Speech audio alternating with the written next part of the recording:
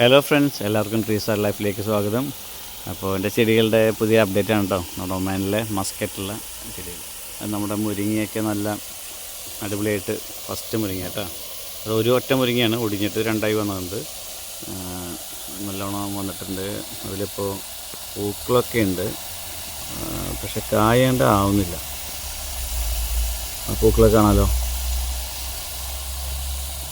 പിന്നെ അതിനോട് ചേർന്നിട്ട് നമ്മുടെ മധുരപ്പൊടി കുരുമുളപ്പിച്ചാണ്.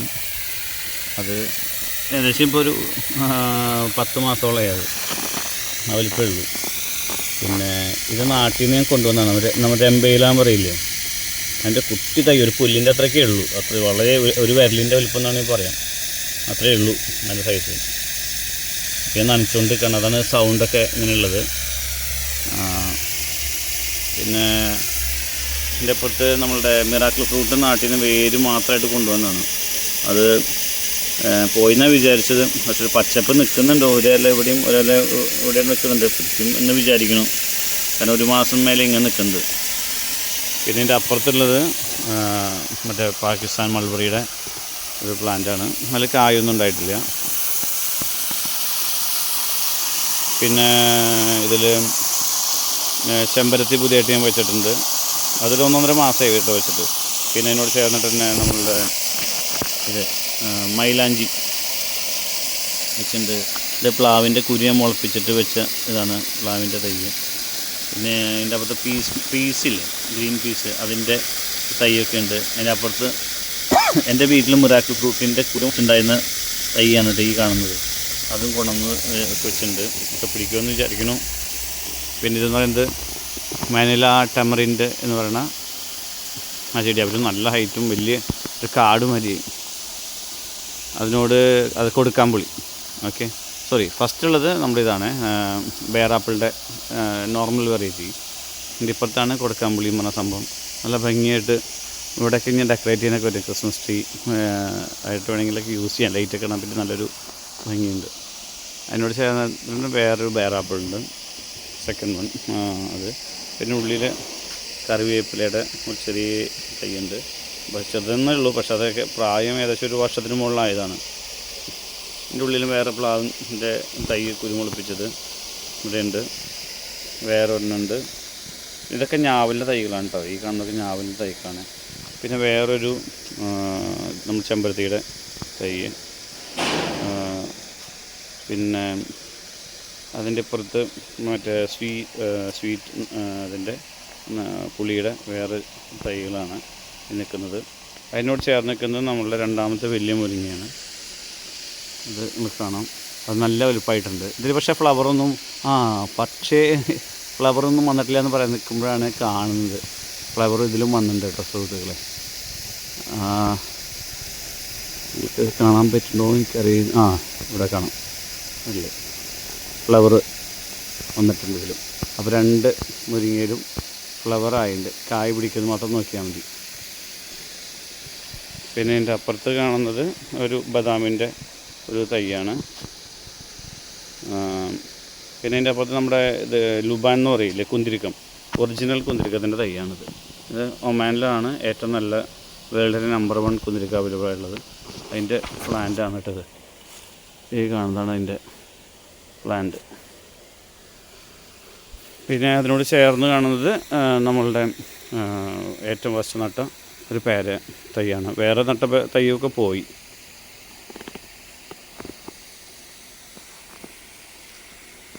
പിന്നെ ഇതിനോട് ചേർന്ന് കുറച്ച് തക്കാളിയുടെ തൈകൾ, അതുപോലെ ഈ ഗ്രീൻ പീസിൻ്റെ തൈകൾ നിറയെ ഇതൊക്കെ മിക്സാക്കി നട്ടൊക്കെയാണ്. നമുക്കിവിടെ സ്ഥലപരിമിതിയും അതുപോലെ തന്നെ മണ്ണിന് വളക്കൂറില്ലാത്തതുകൊണ്ടും എല്ലാ സ്ഥലത്തിനും മാക്സിമം ഇട്ടിട്ട് ചെയ്യുന്നതാണ്. കാരണം ഇപ്പോൾ ഒക്കെ ടെമ്പറേച്ചർ നന്നായിട്ടുണ്ട്. പക്ഷേ കുറച്ചും കൂടി കഴിയുമ്പോൾ വീണ്ടും സമ്മറാകുമ്പോൾ ഭയങ്കര ബുദ്ധിമുട്ടാണ് നോക്കാൻ. കുറേ ഏരിയ ആണെങ്കിലും എനിക്കിത് നോക്കാൻ ബുദ്ധിമുട്ടാണ്. അപ്പോൾ ജോലി കഴിഞ്ഞ് വന്ന രാത്രിയാണ് നനയ്ക്കുന്നതൊക്കെ. അപ്പോൾ ഇപ്പോഴേ 1.5 മണിക്കൂർ എടുക്കും. സമ്മർ സമയത്തൊക്കെ 1.5 മണിക്കൂർ എടുക്കും വൈകുന്നേരം. ചിലപ്പോൾ രാവിലെയും ചെയ്യും. അപ്പോൾ അതുകൊണ്ട് ടൈമിൻ്റെ കുറച്ച് ബുദ്ധിമുട്ടുള്ളതുകൊണ്ട് കുറേ ഏരിയയാണെങ്കിൽ അത്രയും സമയം പോയിക്കൊണ്ടിരിക്കുമല്ലോ. അതുകൊണ്ടാണ് അതേ ഏരിയയിലേക്ക് ഇത് എക്സ്പാൻഡ് ചെയ്യാത്തത്. പിന്നെ നമ്മളുടെ പ്രൈം സ്പോട്ട് ആയിട്ടുള്ള ഇതിലേക്ക് പോകുന്നതിന് മുമ്പ് നമ്മുടെ വേറെ കുറച്ച് ചെടികളുടെ നോക്കാം. ഇത് ഗാർഡൻ പ്ലാന്റ്സൊക്കെ ഞാൻ വെച്ചതല്ല, ഇവിടെ തന്നെയുള്ള അക്കോമഡേഷനിലെ അവർ ചെയ്തതാണ്. പിന്നെ ഇതിൻ്റെ അകത്തൊക്കെ ഈ കാണുന്ന ഞാവലൊക്കെ ഞാൻ തന്നെ ഞാവലിൻ്റെ കുരു കുഴിച്ചിട്ടാണ് കേട്ടോ. ഈ കാണുന്നതൊക്കെ ഞാവലിൻ്റെ കുരു കുഴിച്ചിട്ടാണ്. പിന്നെ എൻ്റെ മറ്റ് കുറച്ച് ചെടികളാണ്. ഇത് ഒരു മുരിങ്ങയുടെ തൈ ഞാൻ വെച്ചതാണ്. ഇത് പപ്പായയുടെ തൈ ഞാൻ വെച്ചതാണ്. ഇതിൻ്റെ ഇടയ്ക്കൊക്കെ കാണാം കേട്ടോ ഞാവലിൻ്റെ തൈകളുടെ അടിയിൽ കാണാം.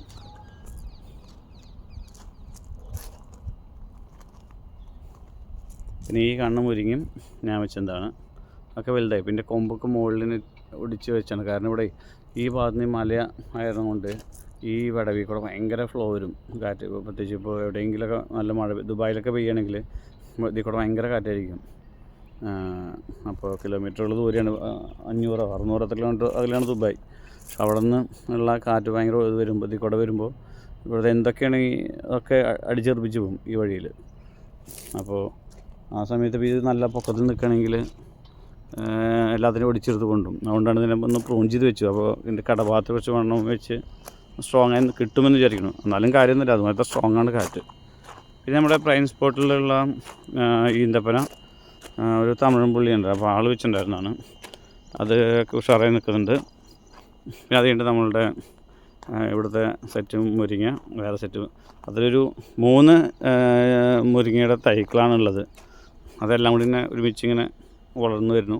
അതിൻ്റെയൊക്കെ തലനുള്ളി കൊടുത്തിട്ടുണ്ട്. അതുപോലെ തന്നെ വേറെ ഒരു മുരിങ്ങ, ഇവിടെ വേറൊരു മുരിങ്ങ. അത് പക്ഷേ അടിഭാഗത്ത് നിന്ന് ഒരാഴ്ച ഉണങ്ങിപ്പോയിട്ട് പിന്നെ 3 വന്നതാണ് ഒറ്റക്കടയിൽ നിന്ന്. പിന്നെ ഇപ്പോഴത്തെ ബദാം ഒക്കെ അത്യാവശ്യം വേഗം വലുതാവുന്നുണ്ട്. ഇതിൻ്റെയൊക്കെ കടക്കിൽ നോക്കാൻ നിറയെ ഇത് ഞാവലിൻ്റെ തൈകളൊക്കെ ഉണ്ട് കേട്ടോ. ഇതിൻ്റെയൊക്കെ അടിയിൽ കാണാം ഞാവലിൻ്റെ തൈകളൊക്കെ നിറയെ വെച്ചിട്ടുണ്ട്. പിന്നെ മത്തങ്ങ, കുമ്പളങ്ങ എന്തൊക്കെയോ തമിഴൻ പുള്ളി വന്നിട്ട് നട്ടതാണ് ഇതിൻ്റെ ഇടയിൽ കൂടെ. ഈ മുരിങ്ങ, അതുപോലെ തന്നെ ഇവിടെ വരികയാണെങ്കിൽ നമ്മുടെ എന്തൊരു പ്രഷർ ചീരയോ ഏതൊരു ചീര ഉണ്ട്, സാമ്പാർ ചീര. ഇതിൻ്റെ 2 കട ഒരു മാസം മുമ്പ് കൊണ്ട് വെച്ചിട്ടുണ്ട്. അത് വലുതാവും വിചാരിക്കുന്നു. പിന്നെ നമ്മുടെ ഇരുമ്പമ്പുളിയില്ലേ, ഇരുമ്പമ്പുളിയാണെന്ന് വിശ്വസിക്കണം കേട്ടോ. ഇരുമ്പമ്പുളിയാണോ ഇനി അത് ഇനി മറ്റേ എന്ത് പുളിയാണ്, ഉപ്പിലിട്ടേക്കുന്ന ഒരു പുളിയില്ലേ ഗ്രീൻ കളറിൽ, അതാണോ അരിനെല്ലിക്ക, അതാണോ സംശയം. പക്ഷേ അധികം കണ്ടിട്ടെങ്കിൽ ഇരുമ്പമ്പുളിയെന്ന് തോന്നുന്നത്. പിന്നെ ഇത് മറ്റേ ഇസ്രായേൽ ഓറഞ്ചിൻ്റെ ഒരു തൈയാണ്. ഇതൊക്കെ ഏകദേശം ഒരു 1.5 മാസം മേലെയുണ്ട് ഇതൊക്കെ വെച്ചിട്ട്. പിന്നെ ഇത് ഒമാനി ഓറഞ്ചാണ്, ലോക്കൽ ഒരു വെറൈറ്റിയാണ്. ഒക്കെ സീഡ്ലിംഗ് ആണ്. ഇതൊക്കെ സീഡ്ലിംഗ് ആണ്. മറ്റേ ഇസ്രായേൽ ഓറഞ്ച് നേരത്തെ കാണിച്ചത് ഗ്രാഫ്റ്റഡ് ആണ്. അപ്പോൾ ഇതൊക്കെ എന്തായാലും എത്ര വർഷം കഴിഞ്ഞിട്ടുണ്ടാവും എനിക്കറിയില്ല. എന്തായാലും 4-5 വർഷം കഴിഞ്ഞായിരിക്കണം. ഇതിൻ്റെ അടിയിൽ നിറയെ ഒരു പൈനാപ്പിൾ വെച്ചിട്ടുണ്ട്. പിന്നെ കുറേ വെണ്ടത്തൈകളൊക്കെ ഉണ്ട്. അല്ല വെണ്ടത്തൈകളൊക്കെ നോക്കുകയാണെങ്കിൽ വെണ്ടയ്ക്കൊക്കെ ഉണ്ടായി തുടങ്ങിയിട്ടുണ്ട്. എനിക്ക് കുറച്ച് കിട്ടിയിട്ട വെണ്ടയ്ക്ക, വേറെ തൈകളൊക്കെ ഉണ്ട്, ഇതിൽ നിന്നല്ല. പിന്നെ ഈ കാണുന്നത് കറിവേപ്പിൻ്റെ നമ്മുടെ ഉള്ളിൽ വെച്ചൊരു വലിയ പ്ലാന്റാണ്. അതിനോട് ചേർന്ന് അപ്പുറത്തേക്ക് എന്ത് ഈ മധുരപ്പുള്ളിയുടെ തൈകളാണ്.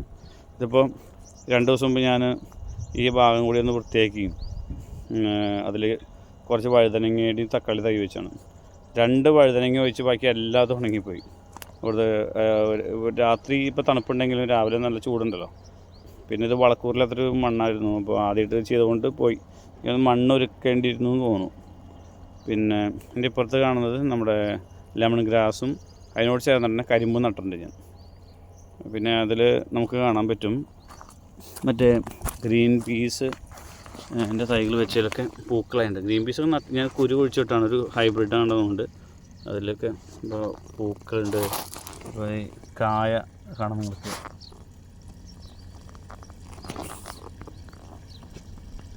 ഗ്രീൻ പീസൊക്കെ നിറച്ചുണ്ടായിട്ടുണ്ട് കേട്ടോ. ഇവിടെയൊക്കെ ഉണ്ട് ഗ്രീൻ പീസിൻ്റെ ഈ പറഞ്ഞ പോലെ തന്നെ ഉണ്ട് അത്യാവശ്യം. പിന്നെ ഇതൊരു വലിയ ഞാവലിൻ്റെ തൈ വെച്ചാണ്, ഗ്രാഫ്റ്റഡ് അല്ല, സീഡ്ലിംഗ് തന്നെയാണ്. പക്ഷേ വലിയ ചെടി വാങ്ങിച്ച് വെച്ചാണത്. അതൊരു ഏകദേശം ഒരു 5 മാസത്തോളം ഉണ്ട്, 4 മാസത്തോളം ഉണ്ട്. പിന്നെ ഇത് കാണുന്നത് നമ്മുടെ സപ്പോർട്ടയുടെ പ്ലാന്റാണ്. 1 വർഷത്തോളം ആയതാണ്, വലിയ ഇതൊന്നുമില്ല. അത് ഈ എന്നെന്തോ കെട്ട് മുറുകിയിട്ടാണെന്നുണ്ട് ഈ ഗ്രാഫ്റ്റിൻ്റെ ഭാഗത്തെ. ഞാൻ അയച്ച് കളഞ്ഞിട്ടുണ്ടായിരുന്നു, പക്ഷേ എങ്കിൽ അതൊരു ഡീഫോം ആയി ഇരിക്കണം ആ ജോയിൻറ്റിൻ്റെ ഭാഗം. അതുകൊണ്ട് ഒരു ബലില്ലാണ്ടാണ് നിൽക്കുന്നത്. അതെനിക്കധികം വലുതാവും തോന്നുന്നില്ല അത്. പിന്നെ അടിയിൽ കാണുന്നത് മുഴുവൻ നമ്മുടെ ഇതിൻ്റെ കൂർക്കയുടെ ഇതാണ് ഇത്, പനിക്കൂർക്കയല്ല, കറി വയ്ക്കുന്ന കൂർക്കയുടെ ചെടിയാണ്. നിറയെ വന്നിട്ടുണ്ട്, പക്ഷേ അടിയിലുണ്ടാവുമെന്ന് എനിക്കറിയാൻ പാടില്ല. ഇതെപ്പോഴാണ് പറിക്കേണ്ടതെന്ന് അറിയില്ല.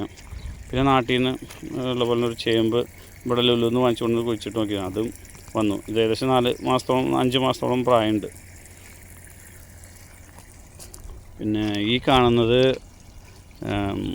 നമ്മുടെ ചാമ്പയ്ക്കയുടെ, ഏത് ചാമ്പയെന്ന് അറിയില്ല, ചാമ്പയാണ് എന്നറിയാം. അതും 1 വർഷത്തിന് മുകളിലായതാണ്. 1 വർഷവും 1 മാസവും അല്ല, 1 വർഷം 2 മാസമായ പ്ലാന്റാണത്. പ്രാവശ്യം ഇങ്ങനെ ചൂടൊക്കെ ആയപ്പോഴേക്കും ഉണങ്ങിപ്പോയതാണ് ബ്രാഞ്ചസൊക്കെ. പിന്നെ വീണ്ടും പോയിന് പുതിയ ബ്രാഞ്ചസ് വന്ന് അത് മൂത്ത് വരുന്നുള്ളൂ ബ്രാഞ്ചസൊക്കെ.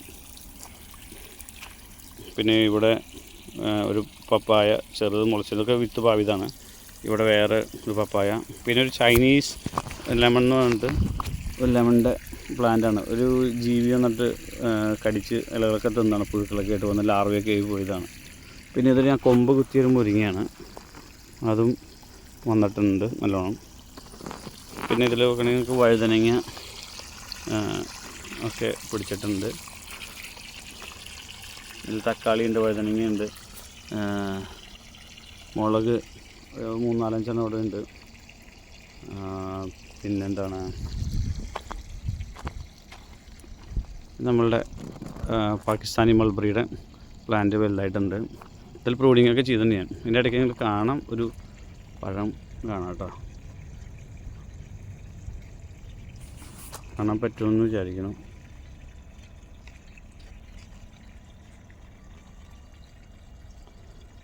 മൂത്തിട്ടൊന്നുമില്ല, പച്ചയാണ്. അതുപോലെ 2 ഇപ്പോൾ കണ്ടിട്ടുള്ളൂ. പിന്നെ ഇതിൻ്റെ അടിയിൽ മിൻ്റ് ഉണ്ട്. പിന്നെ ഇപ്പുറത്ത് കാണുന്നത് കുറച്ച് തക്കാളിയുടെ തൈകളും, ഇതിൻ്റെ ഇടയിൽ ക്യാബേജിൻ്റെ തൈകൾ ഇപ്പോൾ ഒരു 3 ദിവസം മുമ്പ് നട്ടിട്ടേ ഉള്ളൂ. ക്യാബേജിൻ്റെ തൈ കാണാം.